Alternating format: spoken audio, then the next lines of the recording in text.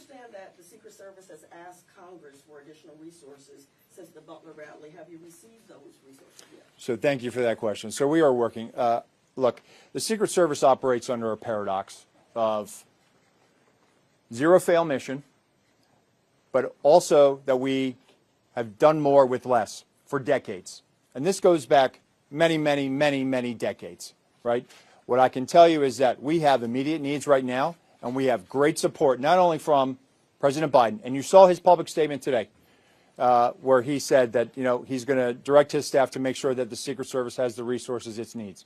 We're having fantastic conversations with members of Congress. I've been up to the Hill last week. We are continuing to have those conversations. But the long and short of it is this. Coming out of Butler, I have ordered a paradigm shift. The Secret Service's protective methodologies work, and they are sound, and we saw that yesterday.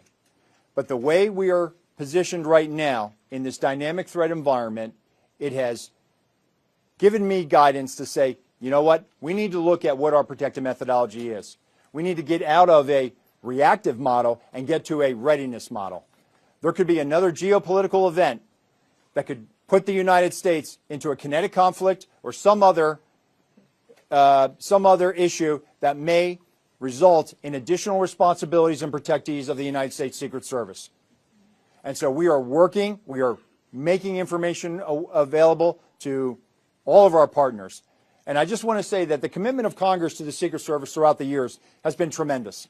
And we will continue to work with them and Secretary Mayorkas, whose support in making sure that we're getting what we need has been phenomenal. He is one of our biggest champions and our advocate. And so we're having these conversations, and I feel confident that we will get what we need. We have immediate needs. We have future needs, too.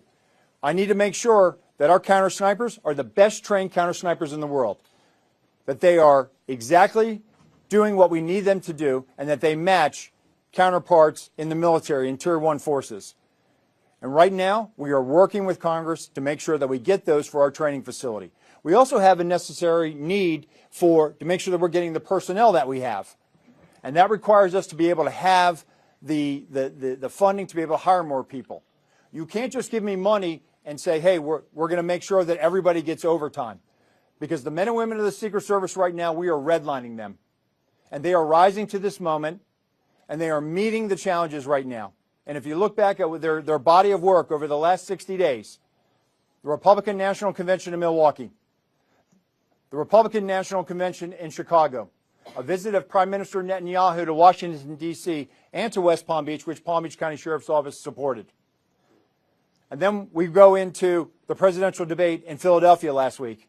And for those in the media that have been to a national special security event, if you saw the National Constitution Center last week, what you saw was pretty much a mini national special security event with the number of assets that were on that perimeter.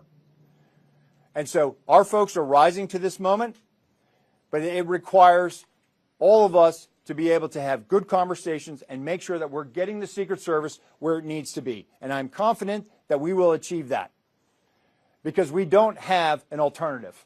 Success, we have to have it every day. We cannot have failures. And in order to do that, we're going to have some hard conversations with Congress, and we're going to achieve that.